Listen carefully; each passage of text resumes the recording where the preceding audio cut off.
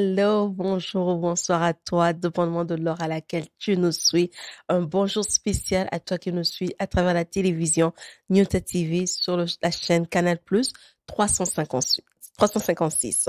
Bonjour aussi à toi qui nous suis sur Facebook ou YouTube. Mon nom est Ariane Kisanga et j'aime la présence de Dieu. J'espère que j'ai plutôt communiqué cet amour pour la présence de Dieu. Avant de commencer toute chose, je veux d'abord te poser la question, as-tu créé de l'espace pour Dieu? Créer de l'espace pour Dieu, c'est pas seulement être disponible pour Dieu, mais c'est reconnaître aussi les bienfaits de Dieu, reconnaître que ce que tu as comme avantage, ce que tu as comme bénéfice, ce que tu as comme profit dans la vie, provient de Dieu et de Dieu seul et lui attribuer cette reconnaissance-là. C'est ça aussi créer de l'espace pour Dieu. Alors je te posais la question encore, as-tu créé de l'espace pour Dieu? Est-ce que pour les prochaines 20 à 30 minutes maximum, tu peux te rendre disponible pour ce Dieu-là? Nous allons prier ensemble. Psaume 103, verset 2 nous dit, « Mon âme bénit l'Éternel et n'oublie aucun de ses bienfaits. » Mon âme bénit l'Éternel et n'oublie aucun de ses bienfaits. Parce que c'est facile pour nous d'oublier les bienfaits de Dieu. C'est facile pour nous d'oublier la source de tout ce que nous avons. C'est facile pour nous de nous dire que c'est la force de mes mains qui m'ont acquéri tout ce que j'ai comme richesse. Mais ici, le psalmiste dit, mon âme bénit l'Éternel et n'oublie aucun de ses bienfaits. Alors, je veux que tu te joignes à moi et ensemble, nous allons bénir l'Éternel. Tu vas te rappeler des bienfaits de l'Éternel au courant de la semaine. Tu vas te rappeler des bienfaits de l'Éternel quand il t'a protégé, quand il t'a permis de prendre ce transport, quand il t'a permis d'acheter cette maison, quand il t'a permis d'investir dans une affaire, quand il t'a permis de revoir tes enfants. C'est que Dieu a fait pour toi récemment. N'oublie pas ces bienfaits-là. Le fait que tu sois compté parmi les vivants, le fait que tu sois réveillé ce matin ou que tu es encore debout le soir, dépendamment de l'heure à laquelle tu te trouves, c'est un bienfait de l'Éternel. Alors élève ta voix et dis merci au Seigneur. Dis merci au Seigneur pour ses bienfaits. La nourriture que tu as pu manger, dis merci au Seigneur pour ça. Le fait que tu ne sois pas mort, que tu ne sois pas enterré, dis merci au Seigneur pour ça. Pour les enfants qu'il t'a donné, pour le mari, pour la femme que Dieu t'a donné, pour le travail que tu as, pour la santé que tu as, pour même le fait que tu peux vendre au marché, pour cette table que tu as au marché. Dis merci au Seigneur pour ça, pour cette activité que tu as qui peut apparaître petite devant les hommes, qui peut apparaître petite devant les autres personnes, même devant à tes propres yeux. Dis merci au Seigneur parce que tu as cette activité-là, cette force qu'il te donne de marcher, cette force qu'il t'a donné d'être aujourd'hui vivant, en train de faire ce que tu es en train de faire. Dis merci au Seigneur pour ça. Ça, reconnaissant à Dieu, même pour l'opportunité que tu as de partager la parole de Dieu. Dis merci au Seigneur pour ça. Il y a d'autres personnes qui ne peuvent même pas le faire. Il y a d'autres personnes qui n'ont même pas accès à la Bible. Mais toi, tu l'as, tu as cette Bible, tu as la parole de Dieu gratuitement. Tu peux aller à l'église sans avoir peur d'être persécuté. Dis merci au Seigneur pour ça. Seigneur, nous te disons merci pour tous tes bienfaits. Yahweh, on refuse d'oublier tes bienfaits. On refuse de nous attribuer nous-mêmes ce qui est à toi. Seigneur, nous refusons de prendre ta gloire. Yahweh, nous te disons merci pour le souffle de vie, pour la force que tu nous donnes, pour l'intelligence que tu accordes, pour tous tes bienfaits, ce que nous avons dans nos vies a une source et cette source c'est toi. Et Seigneur, nous venons aujourd'hui élever nos voix et te dire merci. Nous te disons merci Seigneur pour tes bienfaits. Merci pour ta présence. Merci pour le Saint-Esprit. Merci pour les dons. Merci Seigneur pour l'argent. Merci Éternel des armées pour les différents travaux que tu as donnés à chacun. Merci Seigneur pour les carrières. Merci Seigneur pour l'intelligence. Merci Yahweh pour les enfants que tu as accordés. Merci Seigneur pour les époux et les épouses. Seigneur, nous te disons merci et merci encore une fois pour ce moment. Dans le nom puissant de Jésus, nous avons ainsi prié. Les saints de Dieu disent Amen, Amen, Amen. Alors aujourd'hui, notre partage s'intitule Au-delà de ta condition. Et c'est tiré de Marc chapitre 2, versets 1 à 12. Alors je vais lire pour nous les Écritures parce que c'est très important de prendre l'habitude, en fait, de lire aussi les Écritures. C'est bien d'écouter les témoignages, c'est bien d'écouter les prédications, c'est bien de passer le temps à écouter une émission comme celle-ci, là où on partage la parole de Dieu. Mais rien de cela remplace le temps que toi-même tu prends pour la lecture de la parole de Dieu. Alors nous allons lire ensemble Marc chapitre 2, versets 1 à 12, tiré de Louis II. Quelques jours après, Jésus revint à Capernaum. On apprit qu'il était à la maison et il s'assembla un si grand nombre de personnes que l'espace devant la porte ne pouvait plus le contenir. Il leur annonçait la parole. Des gens virent à lui emmenant un paralytique porté par 4 hommes. Quand ils ne pouvaient l'aborder à cause de la foule, ils découvrirent le toit de la maison où il était et ils descendirent par cette ouverture le lit sur lequel le paralytique était couché. Jésus, voyant leur foi, dit au paralytique, « Mon enfant, tes péchés sont pardonnés. » Il y avait là quelques scribes qui étaient assis et qui se disaient au-dedans d'eux, « Comment cet homme peut-il parler ainsi? Il blasphème. Qui peut pardonner les péchés si ce n'est Dieu seul? » Jésus, ayant aussitôt connu par son esprit ce qui s'est passé au-dedans d'eux, leur dit, « Pourquoi avez-vous de telles pensées dans vos cœurs? Lequel est plus aisé, de dire au paralytique, « Tes péchés sont pardonnés » ou de dire, « Lève-toi, prends ton lit et marche » ? Or, afin que vous sachiez que le Fils de l'homme a sur terre le pouvoir de pardonner les péchés, je te l'ordonne, dit-il au paralytique, « Lève-toi, prends ton lit et va dans ta maison. » Et à l'instant, il se leva, prit son lit et sortit en présence de tout le monde, de sorte qu'ils étaient tous dans l'étonnement et glorifiaient Dieu en disant, « Nous n'avons jamais vu rien de pareil. » Nous n'avons jamais vu de pareil.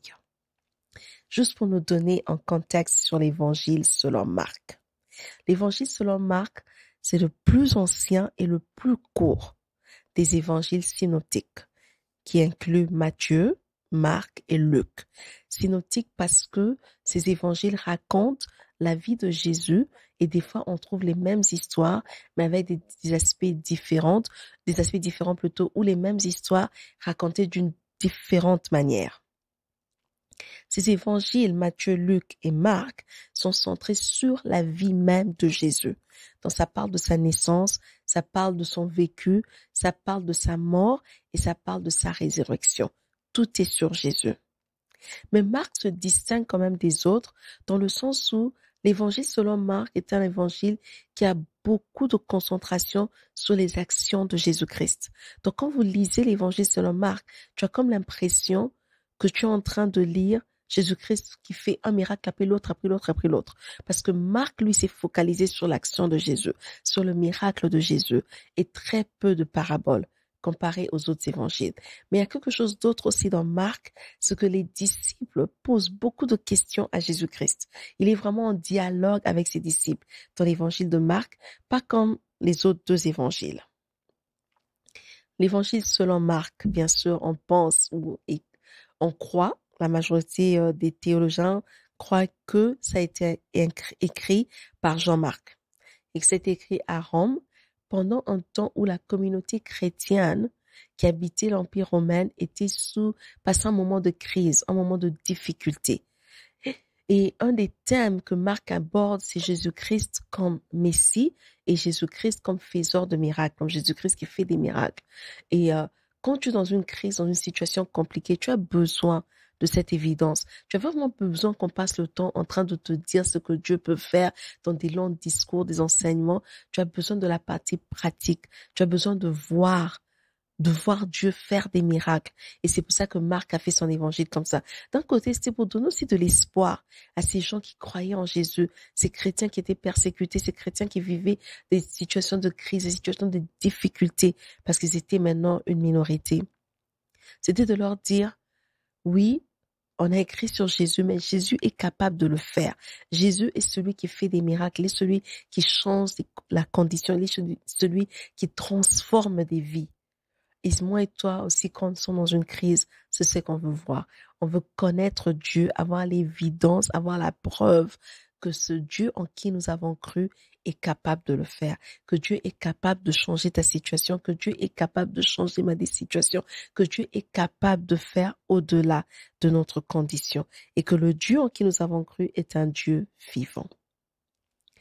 Quand j'ai lu cette portion d'écriture dans Marc chapitre 2, 1 à 12, j'ai lu ça et la phrase qui m'a touchée, c'est dans le verset 5 qui dit Jésus, le verset 5 dit Jésus voyant leur foi plutôt, dit aux paralytiques. Jésus voyant leur foi. Je me suis dit, mais comment Jésus est arrivé à voir leur foi? Parce que quand on garde le contexte de Marc en tête, qu'il est en train d'écrire à une population qui est en crise, une population qui souffre, une population qui est une minorité. Il écrit à cette population. On voit ici aussi dans cette portion d'écriture de Marc 2 que c'est un groupe de personnes. Il y a 5 personnes. Il y a le paralytique et ses 4 amis. Ils sont 5 personnes, mais 5 personnes qui aussi sont en train de passer un moment de crise. Leur ami est paralytique. Leur ami ne sait pas se déplacer. Leur ami est sur ce lit. Et Jésus voit leur foi. Or, quand on lit l'histoire, le but de ces 5 personnes, leur but, c'était pas que Jésus voie leur foi.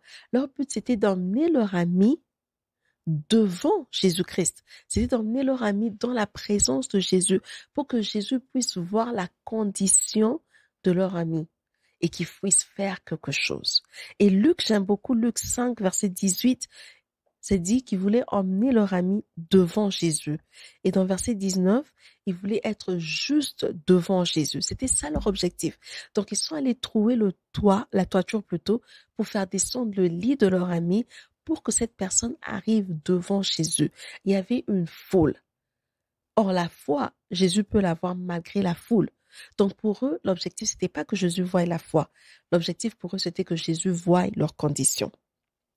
Mais pourquoi pensait-il alors que si Jésus voyait la condition, Jésus pouvait changer quelque chose? Que si Jésus voyait leur ami sur ce lit, Jésus pouvait faire quelque chose? C'est parce que ils avaient déjà entendu parler, ou ils ont peut-être même vécu ce que Jésus a eu à faire à Capernaum, dans la même ville, juste avant que eux emmènent leur ami vers Jésus. Et cela a nourri leur foi. Même s'ils n'étaient pas conscients, cela a nourri leur foi. On voit dans Marc premier chapitre,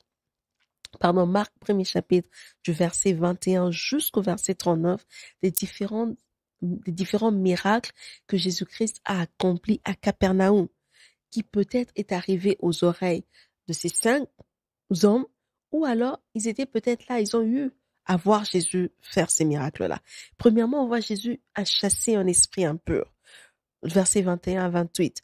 On voit Jésus qui guérit des personnes qui avaient des diverses maladies, des nombreuses personnes guéries de diverses maladies, y compris la belle-mère de Simon qui était alitée. La belle-mère de Simon-Pierre qui était alitée a été guérie par Jésus-Christ à Capernaum et elle s'est levée pour leur servir dans Marc 1, 29 à 34.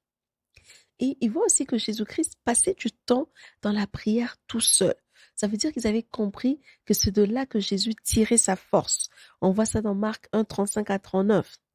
Et juste avant que eux emmènent leur ami vers Jésus-Christ, Jésus guérit un lépreux dans un village voisin. Donc sûrement, comme la culture à cette époque, c'était de transmettre l'information oralement, sûrement que cette information est arrivée à leurs oreilles. Ils se sont dit non, ce Jésus qui est capable de guérir un lépreux, Jésus qui est capable de relever la belle-mère de Pierre, Jésus capable de guérir des personnes de diverses maladies, Jésus capable de chasser un esprit impur, Jésus est aussi capable de changer la condition de notre ami, de l'enlever de cette situation où il est paralysé à le faire marcher. Ce qu'eux ont peut-être pas réalisé, c'est que tous ces événements en eux a produit cette foi. Eux pensaient juste faire ce qu'ils ont vu les autres faire. Ah, quand la personne est arrivée devant Jésus, Jésus-Christ l'a guéri. Le fait que Jésus a vu un lépreux a crié vers Jésus-Christ, Jésus-Christ l'a guéri. Donc, si Jésus voit aussi notre ami, Jésus va guérir notre ami. C'était déjà la foi qui croissait en eux. Ils viennent et ils se battent de toute façon, de faire assez que leur ami arrive en face de Jésus. Mais au-delà de la condition de leur ami, la parole de Dieu nous dit que Jésus a vu leur foi. Donc Jésus n'a pas vu le paralytique. Jésus n'a pas vu une personne sur un lit. Jésus n'a pas vu une personne incapable de marcher. Jésus-Christ a vu la foi. Pas seulement la foi des 4 amis qui ont fait descendre le lit, mais aussi la foi du paralytique lui-même. Parce que quand il lui dit, lève-toi, prends ton lit et va dans ta maison, le paralytique se lève. Ça veut dire que lui avait aussi associé sa foi à la foi de ses amis. Donc quand ils viennent vers Jésus, Jésus-Christ voit leur foi. Et Jésus-Christ ne voit pas leur foi comme un système de croyance. Oh, je crois en ceci, je crois en cela. Non. Jésus-Christ voit leur foi comme une confiance, en fait, en sa capacité à lui de changer les circonstances. Une confiance en sa capacité à lui de faire l'impossible, qui rejoint un des thèmes dans l'évangile de Marc, qu'il est en même temps le Messie, mais aussi une personne qui opère des miracles. Alors, on veut définir c'est quoi la foi. L'auteur de l'épître d'Hébreux, en Hébreux 11, verset 1, je lis dans la version second 21, nous dit, « La foi est une ferme assurance des choses qu'on espère, la démonstration de celles qu'on ne voit pas. » La ferme assurance des choses qu'on espère et la démonstration de celles qu'on ne voit pas. C'est comme ça que la parole de Dieu définit la foi. Dans des termes plus simples, on dirait que la foi, c'est avoir confiance que ce que nous n'avons pas encore vu ou obtenu, nous allons l'obtenir dans le futur.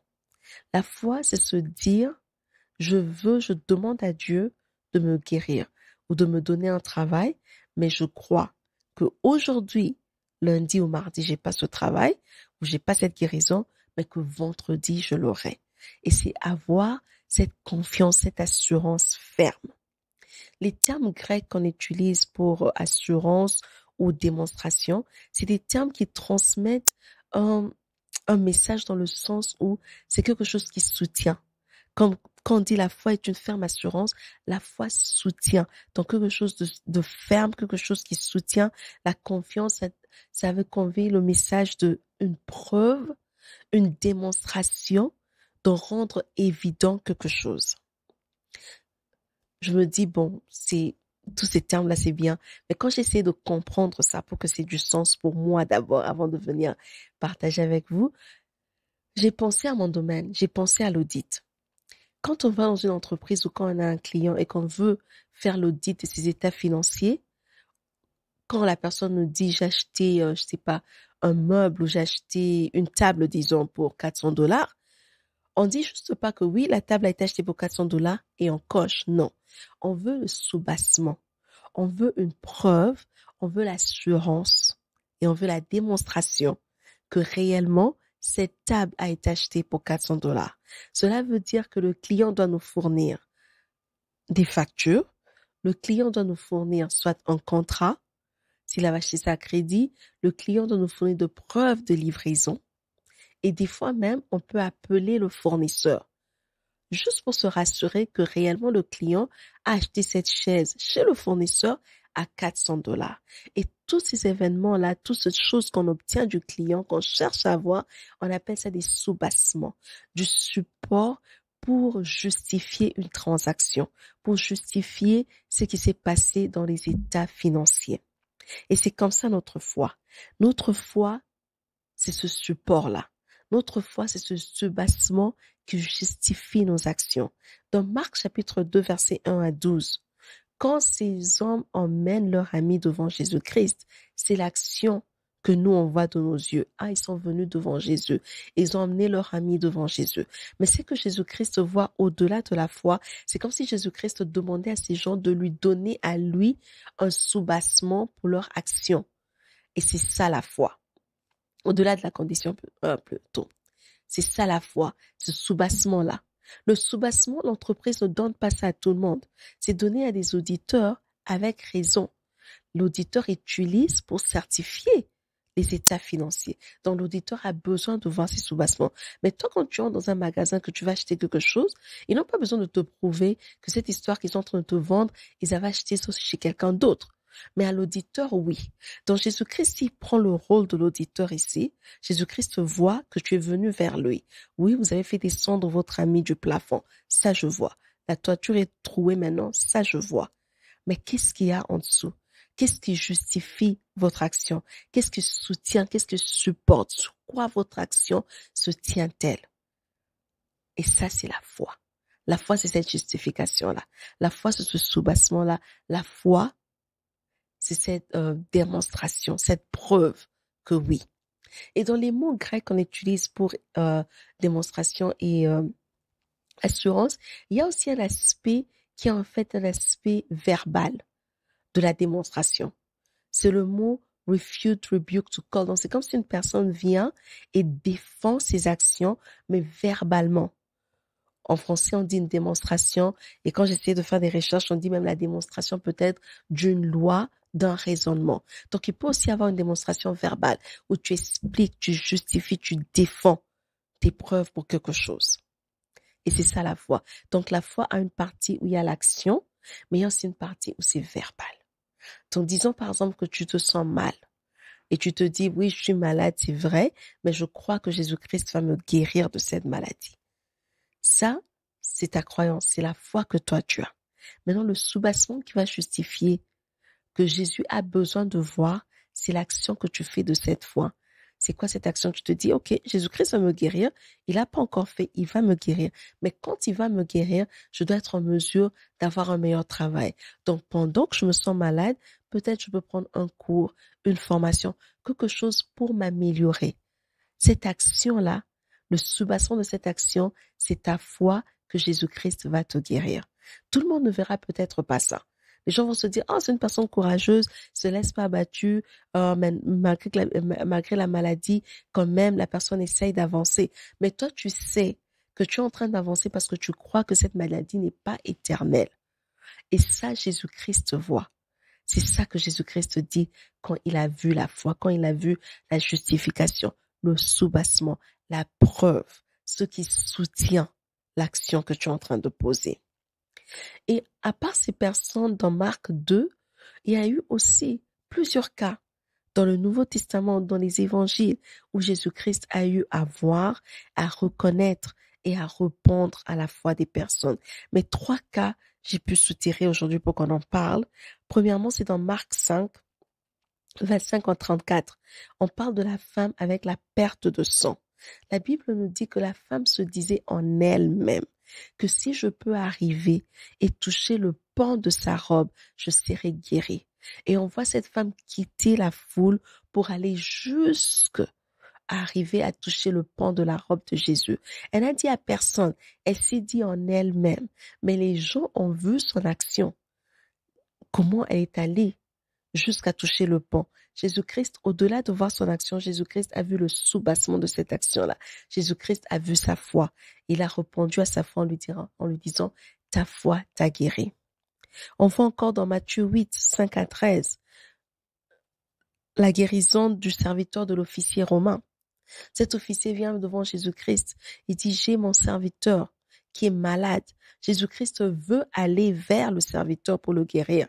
Et l'officier romain lui dit, non, moi aussi je suis une personne sous autorité. Si je dis un mot, mes soldats le font. Donc toi aussi, si tu dis seulement un mot, là où se trouve mon serviteur sera guéri. Et Jésus-Christ dit qu'il n'a trouvé en Israël une aussi grande foi que celui de cet officier romain. Pourquoi? Parce que cet officier romain a quitté chez lui pour aller vers Jésus, tout en se disant que si je peux obtenir une parole qui sort de la bouche de Jésus-Christ, mon serviteur que j'ai laissé à la maison sera guéri. La foule n'a pas vu cela, mais Jésus a vu cette foi-là. Il a répondu à la foi. Le dernier exemple, c'est la femme cananéenne dans Matthieu 15, versets 21 à 28. Elle vient, elle se prosterne devant Jésus-Christ pour la délivrance de sa fille qui était possédée par des démons. Jésus-Christ lui dit non, la délivrance, c'est pour les enfants. Ça veut dire c'est pour les enfants d'Israël. Ça veut dire c'est pour ceux qui croient en mon nom. Toi, tu n'es pas juif. Je peux pas te donner ce pain-là. Et la femme dit, même les miettes. Ça veut dire que même dans le toute petite chose qui tombe, même dans ce qui te reste de petit, moi, je crois que je peux obtenir quelque chose de grand, qui est la délivrance de mon enfant. Et Jésus dit encore à cette femme, ta foi est grande, vas-y, ton enfant va être délivré. Donc Jésus-Christ a répondu à la foi qu'il a vue, qu'il a pu reconnaître dans ceux qui sont venus vers lui pour obtenir de l'aide. Dans ta condition, dans ta crise, dans ta situation difficile, agis de manière à emmener Jésus à voir et à reconnaître et à répondre à ta foi. Cela veut dire qu'au-delà de ta condition, tu dois te rassurer que Jésus-Christ voit ta foi. Les amis du paralytique étaient venus pour présenter une condition à Jésus-Christ, qui était la paralysie de leur ami. Mais Jésus-Christ a vu au-delà de la condition. Ça veut dire que nos actions, la façon dont on agit, ce qu'on fait, doit refléter ce qu'on croit que Dieu est capable de faire pour nous, au-delà de notre condition actuelle. Au-delà de notre condition, notre but devrait être de présenter, d'emmener Jésus-Christ à voir notre foi. Alors c'est quand la dernière fois que toi tu as prié et que tu as posé un acte de foi? Est-ce qu'aujourd'hui quand tu pries, est-ce que tu présentes à Jésus la foi ou est-ce que tu présentes à Jésus-Christ ta condition? On va baisser nos têtes dans la prière. Et je veux juste que tu puisses te rejoindre à moi pour présenter à Jésus ta foi. Ça veut dire, pense à cette situation que tu es en train de te dire qui est impossible, difficile. Pense à cette situation que tu te dis, je ne sais pas comment ça va changer. Je ne sais même pas comment cela sera fait, comment cela va arriver. Mais Seigneur, je crois que tu vas le faire. Et parce que je crois que tu vas le faire, voici ce que je veux commencer à faire, basé sur ma foi. Et dis-lui merci. Merci parce qu'il répond. Merci parce qu'il agit. Merci parce qu'il change les situations. Merci parce que lui seul est capable de voir au-delà de ta condition. Père, nous voici encore devant ton trône pour te dire merci. Merci pour ta présence dans nos vies. Merci pour le changement que toi seul peux emmener. Merci Seigneur pour la transformation que tu emmènes. Merci Éternel des Saints parce que c'est toi qui nous changes d'un état à l'autre. Merci Éternel mon Dieu de gloire parce que au-delà de nos conditions, Yahweh, toi tu vois la foi que nous avons placée en toi. Dans le nom puissant de Jésus, nous avons ainsi prié. Les saints de Dieu disent Amen, Amen, Amen, Amen. Merci d'avoir pris de ton temps pour passer un moment de partage dans la parole de Dieu avec moi. Je prie que ce moment t'a vraiment béni. Si tu as suivi à la télé, sur ta télévision, avec Canal+, la chaîne 356, invite quelqu'un d'autre à la même heure sur Nyota TV, Alpha Ministries, avec un autre épisode du partage. Et si tu as suivi sur les réseaux sociaux, suis-nous, suis la page, aime la vidéo, partage avec quelqu'un d'autre et suis-nous sur toutes nos plateformes. Comme je dis toujours, créer de l'espace pour Dieu, c'est de nous suivre, c'est de partager avec quelqu'un d'autre. Et jusqu'à ce qu'on se voit la semaine prochaine, rappelle-toi de toujours créer de l'espace pour Dieu.